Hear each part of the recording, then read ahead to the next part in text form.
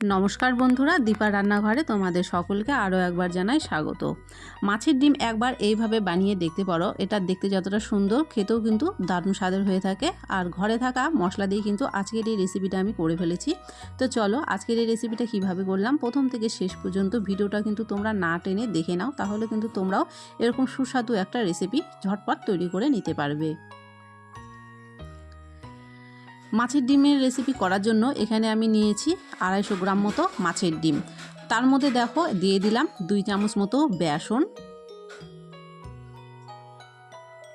এখন দিয়ে দিচ্ছি স্বাদ মতো লবণ, হলুদের গুঁড়ো আর দিয়ে দেবো সামান্য লঙ্কার গুঁড়ো। এবারে হাত দিয়ে চটকে চটকে খুব ভালো করে কিন্তু ডিমটাকে মেখে নিতে হবে। ডিমটা মাখতে মাখতে দেখবে ডিমটা কিন্তু অনেকটা নরম হয়ে আসবে। সেরকম অবস্থায় তোমরা যদি চাও আরও একটু বেসন দিয়ে দিতে পারো, তবে আমি কিন্তু আজকে আর বেশি বেসন দেবো না। ডিমটা নরম হয়ে গেলেও আমি কিন্তু সেভাবে ভেজেই আজকে বড়াটা তৈরি করে তারপরে ডিমের তরকারিটা করে নেব। তো দেখো মাখতে মাখতে কিন্তু ডিমটা অনেকটাই নরম হয়ে গেছে। তোমাদের অসুবিধা মনে হলে অবশ্যই কিন্তু একটু বেসন এখানে দিয়ে দিতে পারো। তো আমি কড়াই বসিয়ে কড়াই তেল দিলাম। তেলটা একটু গরম হয়ে গেলে কিন্তু এখন বড়াগুলো ভেজে নেব। আর যেহেতু দেখতেই পেলে ডিমটা মাখার সময় অনেকটা নরম হয়ে গেছে, তো এখানে হাত দিয়ে না দিয়ে আমি একটা চামচের সাহায্যে কিন্তু তুলে তেলের মধ্যে দিয়ে দিচ্ছি।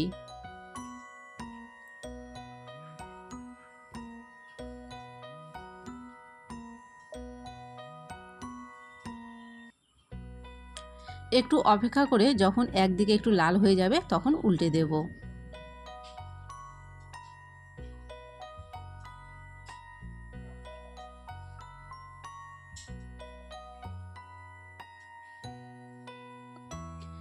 উল্টে পাল্টে লাল করে ডিমগুলো কিন্তু ভাজা হয়ে গেছে। এখন তেল থেকে উঠিয়ে নেব।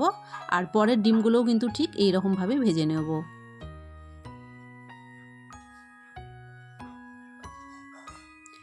পরের ডিমের বড়াগুলো কিন্তু আমি একই রকমভাবে ভেজে নিয়েছি। এবারে কড়াই যে তেল আছে ওই তেলের মধ্যে আরও একটু তেল দিয়ে দিলাম। এখন ফোড়নের জন্য এখানে দিয়ে দিচ্ছি একটা শুকনো লঙ্কা ছিঁড়ে, দিয়ে দেবো একটা তেজপাতা আর দিয়ে দেবো জিরা।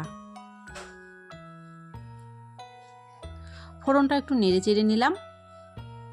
এখন এখানে একটা মিডিয়াম সাইজের পেঁয়াজ টুকরো টুকরো করে কেটে রেখেছিলাম, সেটা দিয়ে দিলাম।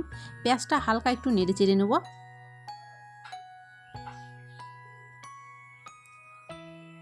এখন একটা বড় সাইজের আলু আমি ডুমো ডুমো করে কেটে রেখেছিলাম, সেটা দিয়ে দিলাম। পেঁয়াজ আর আলুটাকে এখন একটু লাল করে ভেজে নেব।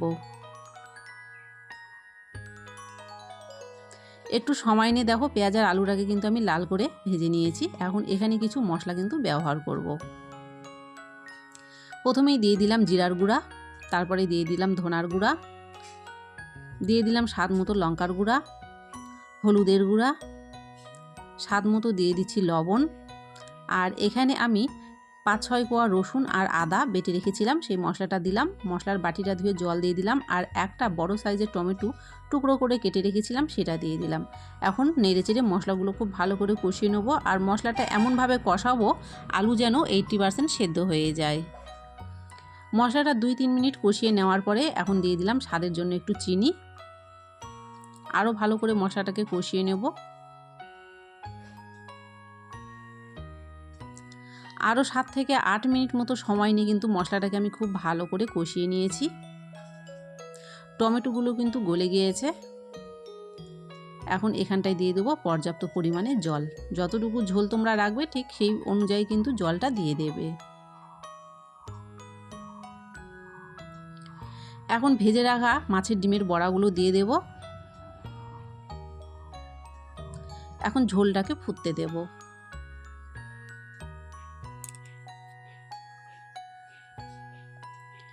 ঝোলটা কিন্তু খুব ভালো করে ফুটে উঠেছে। নামানোর আগ দিয়ে আমি দিয়ে দিচ্ছি গরম মশলার গুঁড়ো।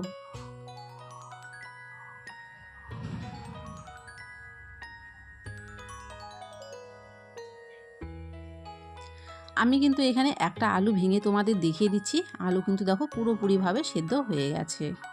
রান্নাটা কিন্তু আমাদের হয়ে গেছে, এখন নামিয়ে নিতে হবে।